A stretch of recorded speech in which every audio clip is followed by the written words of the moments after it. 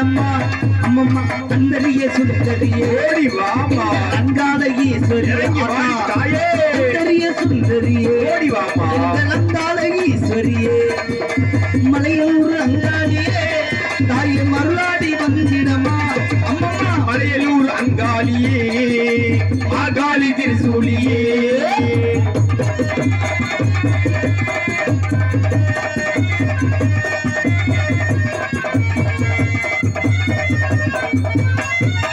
திருவிளக்கு ஒளியினிலே ஆத்தா திருவாக்கு சொல்லிடம்மா தாயே திருவிளக்கு ஒளியினிலே வந்து திருவாக்கு சொல்லிடம்மா மாவிளக்கு ஒளியினிலே தாயை மஞ்சப்புரி சொல்லிடம்மா அம்மம்மா மாங்கல்யம் காத்திடுவாள் ஓடி வாமா மக்கள் குறை தீர்த்திடுவாள் மாங்கல்யம் காத்திடுவாள் இந்த மக்கள் குறித்து திருவாள் மலையூர் அங்காளியே தாயை மருளாடி வந்திடம்மா அம்மம்மா மலையலூர் அங்காளியே மாகாளி திருசூலியே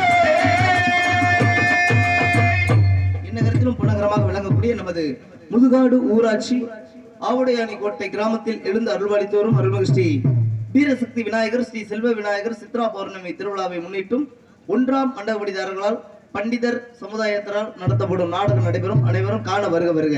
அன்புடைய நிகழும் மங்களகரமான குரோதி வருடம் சித்திரை மாதம் 1ஆம் தேதி குரோதி வருடம் அருமையான வருஷம். இன்னைக்கு இந்த குரோதி வருடம் பாருங்க சஷ்டியில பிறந்திருக்குது. சஷ்டினா முருகப்பெருமானுக்குரிய ஒரு திதியில வந்து இன்றைய வருடம் பிறந்திருக்கிறது. இன்றைய வருடம் எல்லாமே எல்லாருக்குமே சிறப்பா இருக்கும்னு நிறைய பேர் கணிச்சு சொல்லிட்டாங்க. இதுல போன வருஷம் வந்து சோழகிருது வருடம். என்ன சோழகாதுக்கு அம்மா கருது இருக்குது சோபகிருதா. ஆமா, போன வருஷம் சோபகிருது வருடம். சோபகிருது வருடத்துல எனக்கு ஒரு நல்ல விஷயம் நடந்துச்சு. என்னப்பா அப்படி? நான் சொந்தமா ஒரு வீடு கட்டியிருந்தேன். நல்ல விஷயம் தானே, பெரிய விஷயம் இல்லையா? ஆனா அந்த வீடு கட்டுறதுக்கு முன்னாடி ஒரு விஷயம் நடந்துச்சு. என்ன அப்படி? நானும் நிறைய சம்பாரிச்ச காசை பூரா செலவு பண்ணிக்கிட்டே இருந்தேன். சரி, சங்கத்திலே தூங்குறது, சங்கத்துல இருந்து நடந்து போயிடுறது. அப்ப செலவு வராது அதிகமா? அப்பதான் பக்கத்துல ஒரு இன்ஜினியர் படிச்ச ஒரு பையன் என்ன பண்ணாப்ல, சரி அண்ணே மனோகரனே இங்க வாங்க, நானும் கிட்டத்தட்ட உங்களை பாத்துக்கிட்டு இருக்கேன் பல வருஷமா, வீடே இல்லையா உங்களுக்குன்னு கேட்டாப்ல. சரி, இல்ல தம்பி இடம் வாங்கி போட்டிருக்கேன், வீடு கட்டுற அளவுக்கு எனக்கு ஒரு எஸ்டிமேட் போட்டு கொடுக்க ஒரு நல்ல மேஸ்திரி கிடைக்கல, இன்ஜினியர் கிடைக்கல. சரி, அப்பதான் அந்த பையன் சொன்னாப்ல, அண்ணே நான் அமெரிக்கால போய் படிச்சுட்டு வந்தேன். பரவாயில்லையே, இந்த வீடு கட்டுறதுக்குன்னே அமெரிக்கால போய் படிச்சுட்டு வந்திருக்கேன், நான் கோல்டு மெடலிஸ்ட்னே அப்படின்னாப்ல. பரவாயில்ல, பெரிய படிப்பா தான் இருக்கு. சரி சரிடா தம்பி, ஆனது ஆயிருச்சு, இந்த வீடு கட்டுறதுக்கு ஒரு நல்ல ஒரு பிளான் போட்டு கொடு அப்படின்னு. சரி, உடனே அவன் பிளான் போட்டு கொடுத்தான். எப்படி தெரியுமா கொடுத்தான்? அண்ணே வேற ஒண்ணும் கிடையாது, ரொம்ப செலவு கிடையாது, உங்க அளவு வீடு கட்டி தரேன். சரி, அஸ்திவாரம் தோன்றணும். முதல்ல இந்த அஸ்திவாரம் தோன்றதுக்குன்னு முதல்ல எவ்வளவு தெரியுமா செலவாகும்? அஸ்திவாரம் தோன்றதுக்கு ஒரு 4 லட்சம் ரூபாய் ஆகும்னே அப்படின்னா குறைச்சலாம். சரி, அஸ்திவாரம் தோன்ற 4 லட்சம் ரூபாய் ஆகும்னாப்ல. அடுத்த அஸ்திவாரம் தோன்றதுக்கு அப்புறம் என்ன பண்ணணும்? சுத்தில செவுரு எழுப்பணும். ஆமா, செவுரு எழுப்புறதுக்கு ஒரு 3 லட்சம் ரூபாய் ஆகும்னே அப்படின்னா ஒரு செவுரு எழுப்பு 3 லட்சம் ரூபாய், 4 3 7 லட்சம். ஓகே, அடுத்ததுன்னு மேல மோல்டு போடணும், அதுக்கு ஒரு 2.5 லட்சம் ரூபாய் போதுன்னே அப்படின்னாப்ல. சரி, மோல்டு போடுறோம், இவ்வளவுதானே வேலை, உங்களுக்கு சூப்பரா வீடு கட்டி தரேன்னாப்ல. சரி, அப்பதான் நான் சொன்னேன், தம்பி உன் வாய் முகூர்த்தம் உடனே வீடு கட்ட நீ ஆரம்பி, இந்த வருஷம் நாடகம் ஆடி பேங்க்ல நீ 2.5 லட்சம் ரூபாய் போட்டு வச்சிருக்க. சரி, நீ என்ன பண்ற, அந்த 2.5 லட்சம் ரூபாய் உடனே எடுத்து நான் உன் கையில கொடுத்துறேன், முதல்ல இந்த 2.5 லட்சம் ரூபாய்க்கு உண்டான வேலையை பாத்துற அப்படின்னு. சரி, 2.5 லட்சம் ரூபாய்க்கு உண்டான வேலை என்ன வேலை? மோல்ட முதல்ல போட்டுரு. ஓஹோ, 2.5 லட்சம் ரூபாய் வாங்கிட்டு மோல்ட போட்டுட்டீங்கன்னா அடுத்த வருஷம் காசை மிச்சம் பண்ணி உனக்கு நீ கேட்ட மாதிரி 3 லட்சம் ரூபாய் கொடுத்துறேன், சுத்தியில செவுரு எழுப்பிக்குவோம். அதுக்கு அடுத்த வருஷம் 4 லட்சம் ரூபாய் தர, அஸ்திவாரம் நோட்டிக்கு வேண்டான்னு. அந்த இன்ஜினியரை இன்னும் காணாமையா? எப்படி இருப்பாப்ல?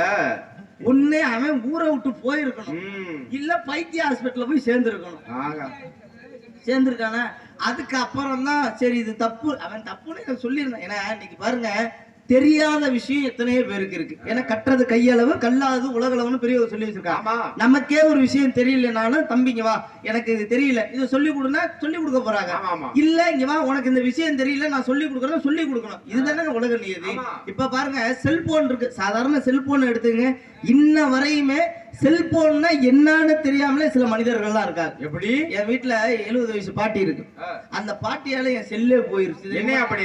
20,000 ரூபாய் செல்லு, புது செல்லு. எப்படி? புது செல்லு வாங்கி வச்சிருந்தேன். அதுக்கு செல்லுனா என்னன்னு தெரியாதுங்க. சரி. 20,000 ரூபாய்க்கு நான் என்ன பண்ணேன், செல்லு வாங்கினேன். செல்லு என்ன தெரியுமா கம்பெனி? Oppo company. ஏன் என்னது? ஓப்போ செல்லோட பேர் வந்து ஓப்போ. இந்த ஓப்போ கம்பெனி செல்லு பாருங்க 20,000 ரூபாய் கொடுத்து வாங்கிட்டேன். புது செல்லும் புது பொண்டாட்டியும் ஒண்ணு. எப்படி அது? வாங்கணும்னு நோண்டிக்கிட்டே தானே இருப்போம். ரொம்ப பத்திரமா வச்சிருந்தேன் செல்ல.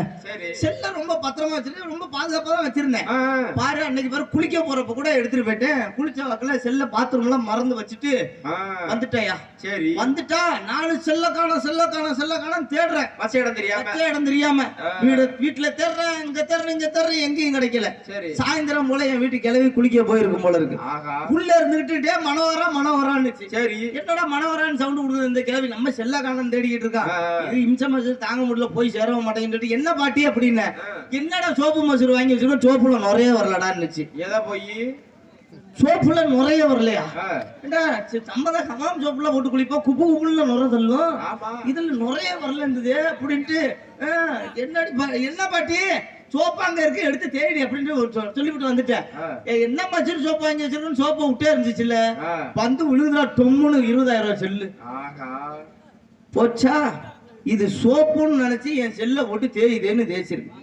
சரி அது தெரியல அப்படின்னு சொல்லி எப்படி செல்ல ரெடி பண்ணுவோம்னு சொல்லி கடையில கொண்டு போய் கொடுத்தா கடைக்காரர் வாங்கி பிரிச்சு பார்த்தா, தம்பி ஒன்றும் பிரச்சனை இல்லை, தண்ணி தான் மூந்து இருக்கு, தண்ணி எடுத்துட்டோம்னா செல்லு ரெடி ஆயிடும். சரி நான் பிரிச்சு வேலை பாருங்க, பிரிச்சு விட்டு பார்த்தா